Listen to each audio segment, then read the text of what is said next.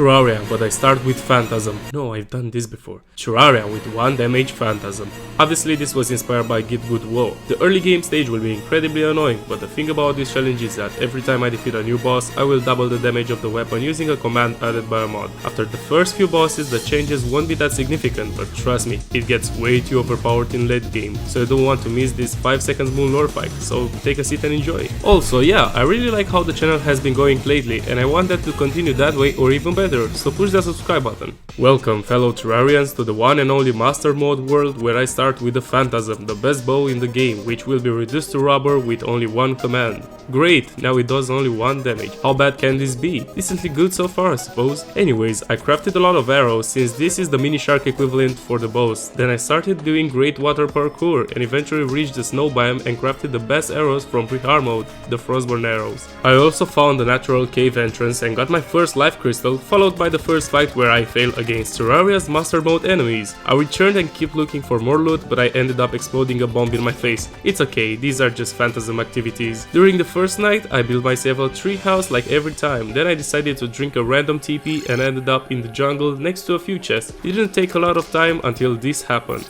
Yeah, I absolutely love this. Anyways, the second random TP got me nowhere special, it was just the underground desert. I got back home and placed some walls, then I crafted the platinum pickaxe since the other one sucks. A bit later I returned to the ice cave and kept on mining until I reached the stone layers. Here I kept on finding chests and even a mushroom biome as well as a lot of life crystals. A bit later I crafted some rails and started placing them since I really wanted the railway system for this run. As done before, I also used this as a cheap way to defeat the Eye of Cthulhu. The first thing that I have noticed is that the 1 damage Phantasm doesn't do bad at all. In a few seconds the eye entered the second phase and shortly after it has been defeated. Now it's time to double the Phantasm's damage. Now we are someone the slimes from here can be scared by, except for this one who just got stuck onto my head. Bro, this is the place where I've died before, come on. Anyways, I kept on hunting down slimes for gel, then built a house in the desert for the nurse and arms dealer next to the dungeon.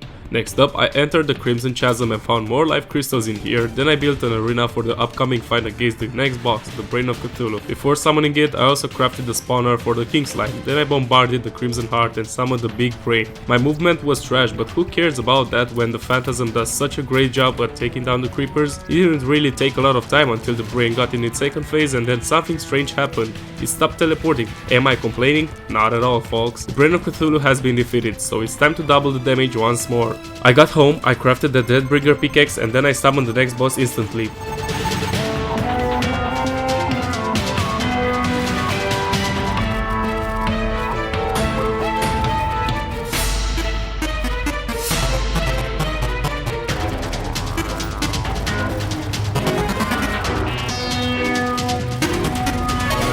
This was so easy, but I got no slime saddle unfortunately. Well, at least I increased the damage once more. Now I deal 8 damage with the Phantasm. Rest in peace that bunny that stayed next to the dynamite. As I was making the elevator, I found a cloud in a bottle, an accessory that I've been looking for since the beginning of this run. Then I did Phantasm activities again. I had some grape juice, so I went to the floating islands to look for accessories, but I ended up with the Star Fury, which was useless. Oh, never mind. A few seconds after, a brand new day started and this was the next task to complete. Before going home, I would also look for the lucky horseshoe and that was it. It was the time to defend my precious land against these stinky goblins, and honestly this doesn't feel like 8 damage Phantasm, but I did it anyways. The goblins have been defeated, so it's time to move on to the other tasks such as making an arena for the next fight, which will take place here next to the dungeon. Before the night would start, I would finish my elevator and eventually reach the underworld, then mine some hellstone ore for the molten pickaxe, the best pickaxe from Hardmode. Next up I would also look for the goblin, but I ended up rescuing the stylist and the average 4th-year student from college. Since the goblin hasn't been found yet and the night started, I decided to go to the dungeon and start the next fight. This wasn't that bad if you ask me, but as said before, this doesn't really feel like 8 damage Phantasm. After 1 minute the hands were taken down, so it was just a matter of fact until the head would fall as well. As this happened, I doubled the damage once again, reaching a 2-digit number, that being 16. I went into the dungeon since I wanted to get a lot of loot from here in order to sell it, but I also wanted to get a lot of bones for the Necro armor set. This run has been going on for a while and I'm still in Hardmode, so I should complete the last few tasks such as building a house in the caves, then do this. I could have clutched this. Yeah, so I had to make a house in here as well, then go in the underworld and build a super realistic bridge with cloud blocks. The bow was getting better and better, so I figured out, what the hell, why am I not starting this fight already? And start the fight I did, and it didn't take 5 seconds like I expected. Instead, stuff like this happened. But fortunately, I managed to take down the wall of flesh. It was not only Hardmode, but also the time when I doubled the damage once again, it getting 32. This is the point where it kinda starts to get broken. Back home, the first thing that I have noticed is the crimson spread next to my house, but could I do anything about it? I continued with smashing crimson altars since I wanted some ores in the first phase, so here I am mining palladium and then some mithril for the anvil. A bit later, I had to fight both for my life and for the bound goblin. Well, I managed to save him while I almost died, but after a few seconds I got sniped like crazy. Next up, I would kill ichor stickers for more ichor since I will need it in order to craft the best arrows to be used in this run, the ichor arrows. I would also reach the hallowed biome and farm for some souls of light until I would die like a stupid idiot that I am. Anyways, the goblin is here, meaning that I will finally get to upgrade some of my accessories such as the specter boots and the horseshoe balloon. A bit later, I would finish my railway system on the right side, reaching the beach and starting another elevator. Well, this is more like a shim elevator, since the destination is not the underworld but the shimmer, the place where I would get the ranger emblem and the vital crystal. Then I would go back to the underground hollow and look for a gelatin crystal, and I think you know what comes next. I reached the hallowed biome and that was it. It was the time to fight the first Hardmode boss, the Queen Slime.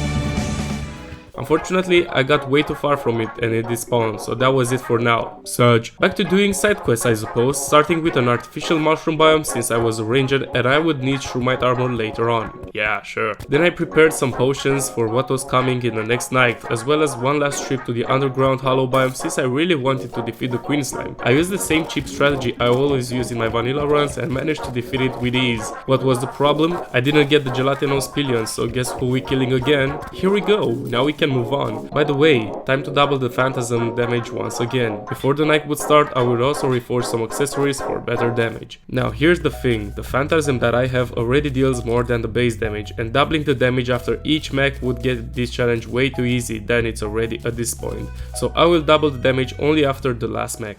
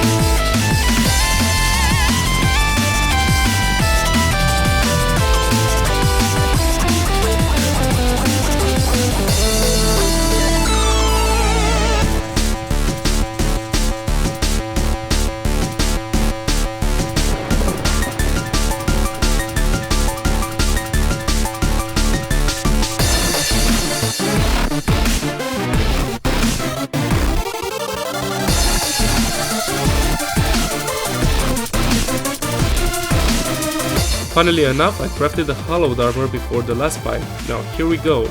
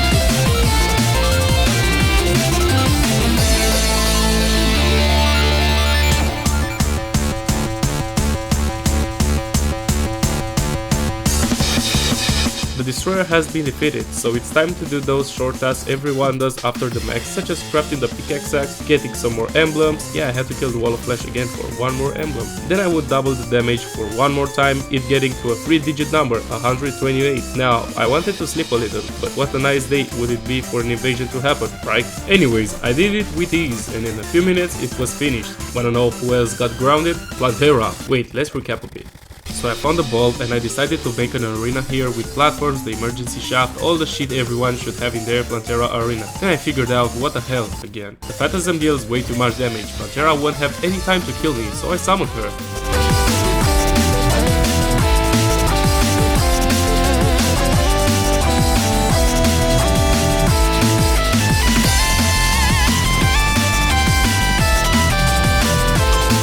Few seconds, Plantera has been defeated, so we double the damage again. At this point, this gets really straightforward without me doing any side quests, since the weapon deals way too much damage and it's not worth to waste time while grinding for the Master Ninja gear or the Celestial Shell or even the fish on wings. Golem killed, yet another multiplication by 2. I had no truffle NPC or enough mushrooms for the Shroomite set, so I decided not to wait and go straight for the Lunatic Cultist since I was dealing way too much damage. Look at this, dude, I was way too fast. What happened is that I just steamrolled through this event with the Phantasm dealing 1024 damage, actually even more since modifiers exist. So here I am, a few moments before I would get to face the last Terrarian boss. Bro will literally die in less than 10 seconds. Here we go!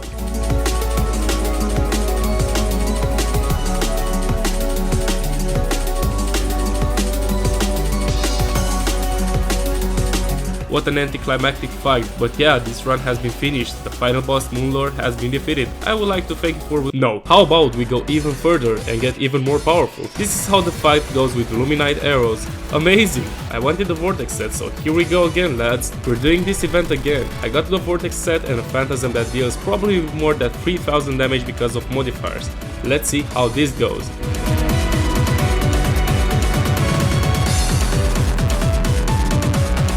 I really enjoyed this run. It was not challenging at all, but I wanted to do it anyways.